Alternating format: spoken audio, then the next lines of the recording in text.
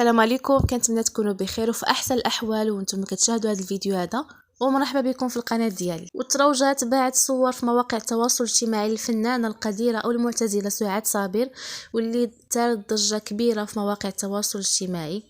ومن بعد ما حدث الظهور ديال الفنانه القديره سعاد صابر تفاعل كبير وواسع بين الجمهور ديالها، من بعد ما تداول الصور ديالها من داخل المنزل ديالها من خلال الزياره اللي قام بها الاعضاء ديال المكتب المغربي لحقوق المؤلف باش تسلم البطاقه العضويه الجديده ديالها، واللي ارفق المكتب الصور ديالها بتعليق على وضعها الصحي، مما ادى على الناس او المحبين ديالها كيعبروا على القلق ديالهم وكيتمنوا لها دوام الصحه والعافيه.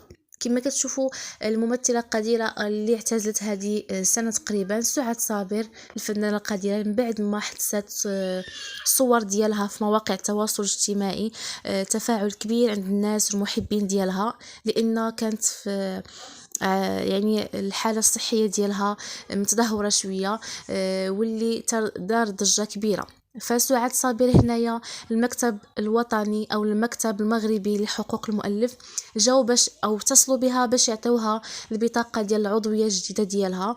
فهنا كتصدمهم، كتقول لهم انا ما قدرتش نجي لان راني رجليا ما بقيتش كنقدر نتمشى بهم، المفاصل ديال رجليا او الركابي ديالها من بعد ما كانت طاحت عليهم مده طويله. واليوم حتى كتفاجئ بانها تم الالتهاب ديال الرجلين ديالها او يعني الرجلات ديالها. فهنايا سعاد اضطروا انهم يجيو لعندها باش يسلموها البطاقه الجديده ديالها، ومن طبيعه الحال اللجنه جات عندها حتى للدار باش تسلمها البطاقه ديالها، وداروا معاها روبورتاج او لا تكلموا معاها على الحاله الصحيه ديالها. وهنايا كتطمن الجمهور ديالها ان الحاله الصحيه ديالها مستقره الحمد لله، ولكن ما بقاش كتقدر تمشى برجليها، يعني كتمشى ولكن الخطوات قليله او المسافه طويله معليش تقدر تمشى بها.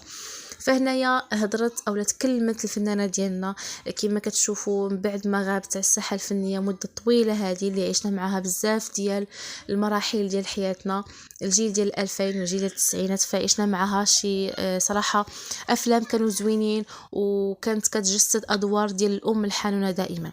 فهنا سعاد صابر تكلمت على الاعتزال ديالها لانها كتقول انا دخلت الميدان الفني بكرامه وبغيت نخرج منه بكرامه، لانني بداو كيجيوني عروض اللي تافهه، عروض ديال 60,000 ريال او 3000 درهم، يعني كنمثل شخصيه لا علاقه، وكيجيو شي ناس او شي بنات او شي دراري ما عمرنا شفناهم، ما عمرهم دوزوا الكاستينغ، ما عمرهم قراو على هذا الشيء، فكيمتحنوا المهنه وكذلك كياخذوا ادوار اللي بطوليه، وكذلك كياخذوا يعني كيتقاضوا اجر اللي كبير بزاف. فهذا علاش انا اضطريت باش نعتزل. كنتمنى ان الاعجاب ديالكم، ما تبخلوش عليا بالتعليق ديالكم بخصوص هذا الموضوع، نتلاقاو في فيديو قادم ان شاء الله.